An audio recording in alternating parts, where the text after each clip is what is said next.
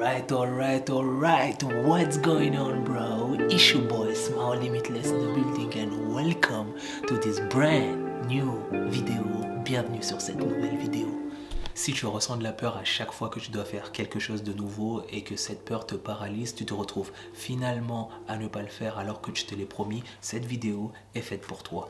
Nous allons dans un premier temps la déterminer, nous allons déterminer la peur et ensuite nous verrons comment la vaincre. Tout d'abord, j'aimerais vous dire que quand je vous partage mes idées dans mes vidéos, je ne détient pas la vérité absolue et je ne prétends pas que c'est la seule vérité et le seul moyen de s'en sortir. Tout ce que je vous partage ici, c'est par rapport à mon expérience et mon vécu. Ça fait déjà 5 ans et demi que je travaille sur moi et que j'ai découvert le développement personnel et à travers les épreuves, c'est ce qui m'a permis justement de prendre du recul et étudier ma propre personne. Je vous partage simplement du coup ce que j'ai appris sur moi, sur les gens, sur les événements qui nous arrivent. Si cela peut aider une seule personne, eh bien j'en serais ravi. D'après plusieurs études, la peur la plus partagée au monde, c'est la phobie sociale, c'est-à-dire interagir avec les autres, parler devant des gens. Et ce que le dictionnaire nous dit, c'est que la peur est un sentiment d'angoisse éprouvé en présence ou à la pensée d'un danger réel ou supposé, d'une menace, une émotion éprouvée dans certaines situations.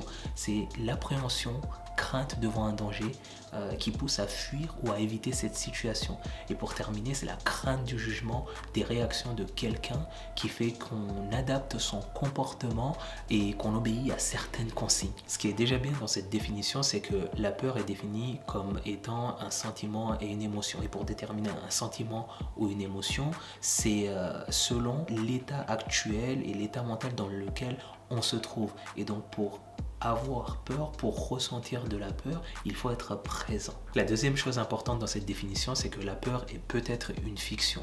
La peur est peut-être une création, une fabrication de nos pensées, d'où effectivement la crainte et l'appréhension. Et ce que j'ai remarqué, c'est que dans la majorité des cas, nous sommes déjà dans la conclusion de ce qui peut arriver.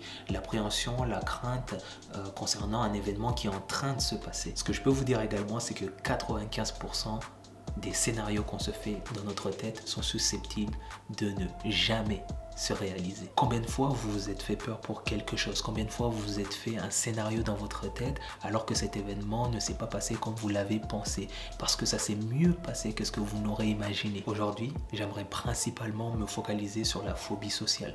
Je vous avoue qu'il y a quelques années, moi aussi, j'avais peur de parler devant des gens et de partager ce que je pensais réellement, de partager mes idées. Tout simplement parce que c'était un manque de confiance en soi. Je me disais que les personnes devant moi étaient meilleures que moi et que je n'avais pas entre guillemets autorité à dire ce que je pensais. Quand on est dans cette situation, je ne sais pas si vous avez remarqué, mais quand on rentre dans une salle, peu importe, une salle de classe, une salle de conférence, les gens se mettre tout au fond justement pour ne pas se faire remarquer et ne pas être à la vue de tout le monde. J'ai été aussi cet élève quand j'étais à l'école, je m'asseyais tout derrière justement pour ne pas me faire remarquer et je ne souhaitais pas me faire interroger devant les gens, parler devant les gens et parler devant mes semblables. Parce que je me faisais un scénario dans ma tête que je devais avoir la bonne réponse, que je devais répondre correctement parce que si j'avais faux, eh bien je serais jugé par les autres. Ce que je ne savais pas à ce moment-là, c'est que plus vous posez des questions, et plus vous avez des réponses à vos questions. C'est-à-dire que comment souhaitez-vous avoir des réponses si vous ne posez jamais les questions? Et ce que j'ai compris à travers ça aussi, c'est que beaucoup de gens étaient dans le même cas que moi. Maintenant que nous avons déterminé la peur, eh bien nous allons voir dans cette deuxième partie comment vaincre la peur. Comme je vous l'ai dit, j'avais aussi la phobie sociale, mais il y a quelques années, j'ai réussi à la vaincre de manière inattendue. C'est cela qui est magique avec les événements de la vie, c'est qu'on ne peut jamais exactement prédire ce qui va se passer et quand ça va se passer. Quand je dis que j'ai réussi à vaincre cette phobie sociale, c'est que j'ai été entre guillemets forcé. Au vu de ce que j'avais à faire, j'ai été confronté à cette peur sans que je puisse faire demi-tour. Voilà comment ça s'est passé en fait. J'ai été invité dans un bootcamp où des gens faisaient du sport 2 fois par semaine. Et durant chaque séance, il y avait entre 50 et 90 personnes. Et j'ai été invité dans cet événement et je m'y rendais toutes les semaines parce qu'il y avait tellement d'énergie, tellement d'enthousiasme que c'était impossible de décliner l'offre. Au fur et à mesure, j'ai commencé à nouer des liens d'amitié avec les personnes qui animaient et qui tenaient ce bootcamp. Et au fil du temps, ils ont commencé à me donner des petites responsabilités activités, comme par exemple faire l'échauffement en petit comité parce qu'on avait divisé les groupes. Et un jour, l'une des animatrices m'envoie un message 2 heures avant la séance de sport. Elle me dit, ce soir, tu vas faire le discours à la fin de la séance. Parce que je vous explique, à chaque fin de séance, il y avait un discours de clôture pour justement remercier les participants et justement les encourager à poursuivre leurs objectifs. Sauf que moi, je n'étais pas prêt. Enfin, c'est ce que je pensais. Et du coup, au vu de son message, j'ai pris peur et je me suis dit, je ne serai jamais capable de tenir un discours à plus d'1 minute devant tous ces gens. Je voulais même lui trouver une excuse justement pour ne pas aller à la séance de sport et éviter justement de parler devant tous ces gens. J'ai réfléchi quelques minutes et je me suis dit, bah finalement, pourquoi pas, je vais juste raconter mon histoire, où j'ai commencé, comment j'ai fait pour atterrir ici. Et je voulais me convaincre que je n'avais pas peur, que je pouvais le faire et de toute manière, j'allais pas tenir 2 minutes de discours. Je lui ai répondu 1h30 plus tard, donc 30 minutes avant la séance, et je lui ai dit, ok, je vais prendre le discours de la fin. Et j'écrivais ce message en tremblant parce que je ne savais pas comment j'allais m'en sortir et je n'ai jamais tenu un discours devant un tas de gens comme ça. Et plus l'heure de la séance approchait, plus je ressentais la peur remonter dans mon corps. Finalement, on fait 1 heure de séance de sport, on s'étire, on s'hydrate, on parle un petit peu et le moment du discours arrive. Là, on m'introduit devant tous ces gens et je ne pouvais plus faire marche arrière. Et là, mon cerveau a commencé à bloquer. J'ai commencé à regarder tous ces gens. Et dans ma tête, je me disais, mais qu'est-ce qu'ils pensent de moi? Mais qu'est-ce qu'ils se disent? Et je suis rentré dans ce cercle. Je crois qu'ils avaient fait un cercle. Et pendant 15 à 20 secondes, je n'ai rien dit. Je me suis retourné, j'ai regardé tous ces visages, tous ces yeux rivés vers moi. C'était la première fois que je me retrouvais dans une situation où je ne pouvais plus m'échapper. J'ai regardé les animateurs, j'ai regardé encore une fois les gens et j'ai vu qu'ils commençaient à s'impatienter avant que je dise mes premiers mots. Et là, sur place, devant le danger, ils ont entendu mes premières phrases. Mais à ma voix, tu pouvais sentir que j'avais peur parce que je commençais à trembler, ça se voyait. Je tremblais, mais je me suis recentré sur moi-même et je me disais dans ma tête que je vais compter jusqu'à 5 et j'y vais. Et là, j'ai commencé à raconter mon histoire, j'ai raconté ma vérité. Et quand vous parlez de votre vérité, les gens le ressentent et ça touche les gens. Et en fait, j'ai trouvé la solution au moment le plus stressant de ma vie. J'ai donc commencé à raconter comment j'ai commencé le sport, quels étaient les objectifs que je recherchais et comment j'ai fait pour atterrir dans ce bootcamp. Mais même si c'était ma vérité, je continuais à trembler de peur en me disant que mon histoire n'intéresserait personne. Et il y a même un moment où j'ai commencé à bégayer et pendant quelques secondes, je ne disais plus rien. Et là, les gens ont commencé à m'applaudir pour justement m'encourager, pour que je continue et que je finisse mon discours. Et à ce moment-là, je me suis encore plus recentré sur moi, je me suis recentré dans mes émotions, dans mon histoire pour raconter ma vérité. Et à la fin de mon discours, j'ai été applaudi par les 90 personnes qui avaient sur place.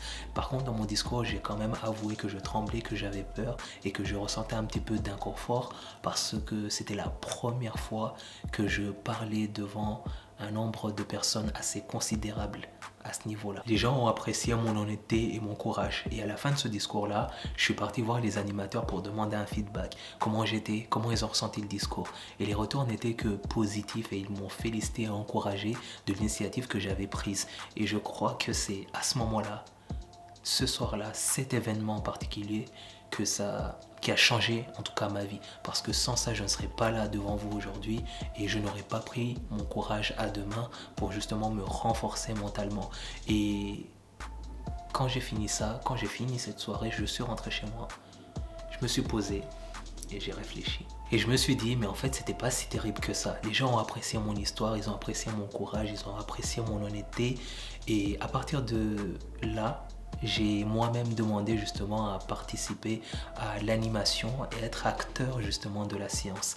Et c'est à partir de là que j'ai dépassé ma peur de parler devant les gens. Les choses les plus importantes ici à retenir, c'est que quand on n'a pas le choix et qu'on ne peut pas faire demi-tour, eh bien on trouve une solution. Et on dépasse sa peur qu'on ne pensait pas pouvoir surmonter. Et moi, ma solution a été que je me recentre encore plus sur moi et je compte jusqu'à 5. Et je me lance.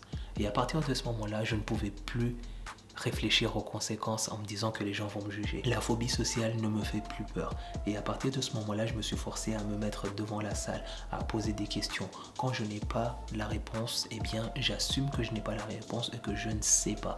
Et je n'hésite pas à avouer mes torts, mon ignorance et ma faiblesse. Hey bro, calme, chill. Si tu as trouvé un petit peu de valeur, mets-moi un petit like ou un petit commentaire et abonne-toi. Bah en fait, sinon, juste un commentaire ou un like. Bah en fait, tu fais ce que tu veux. Let's go. Ça fait maintenant 4 ans que j'ai vaincu ma plus grosse peur et la peur que tout le monde ressent. Et avec du recul, je trouve que c'est pas si terrible que ça, parce qu'en plus ça t'ouvre d'autres perspectives, d'autres horizons. Aujourd'hui j'ai encore des lacunes, j'ai encore du mal à m'exprimer sur certaines idées, mais j'ai appris que dire sa vérité, dire son vécu, son expérience, eh bien ça te donne la confiance nécessaire pour dépasser cette peur de parler devant des gens. J'insiste sur le fait de dire sa vérité, son histoire, parce que personne ne peut contester votre expérience, ce que vous avez vécu, ce que vous avez fait et les choix que vous avez pris. Les gens pensent qu'en racontant leur histoire, les gens vont juger leur personnalité, leur façon de faire, et c'est pour cela que les gens appréhendent et qui ont peur de s'exprimer devant les gens. Mais ma question c'est, comment les gens peuvent vous juger par rapport aux expériences que vous avez eues? Et comme je vous ai dit, ce soir-là m'a ouvert les yeux sur mes capacités, mon potentiel et mon courage. Et je n'aurais jamais pu imaginer pouvoir parler devant plus de 90 personnes. Et pourtant, j'ai vaincu ma plus grosse peur. Et ça doit être pareil avec vous. Je vous suggère de faire face à votre peur et de vous dire que vous n'avez pas le choix. Et si vous hésitez à faire le premier pas, comptez jusqu'à 5 et lancez-vous. Parce qu'à la milliseconde où vous commencez à hésiter, eh bien le doute s'installe.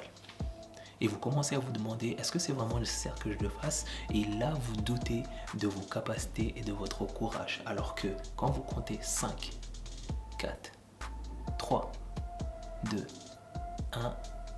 et vous faites le pas. À ce moment-là, vous êtes déjà lancé et vous ne pouvez plus revenir en arrière. Et au moment où vous êtes en train d'affronter votre plus grande peur, durant cette tempête, vous réalisez que ce qui a été le plus dur, c'est de faire le premier pas.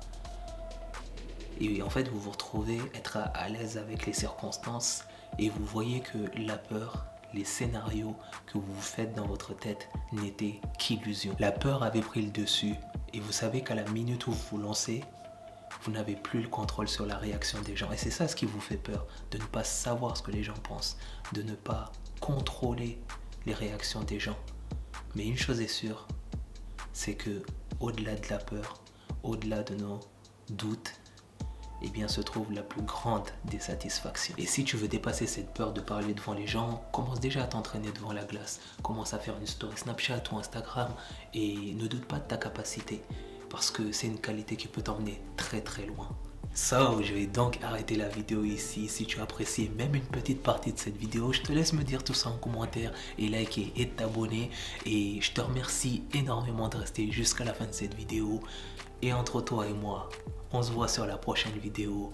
So, don't complain. Just go train, baby. Whoop.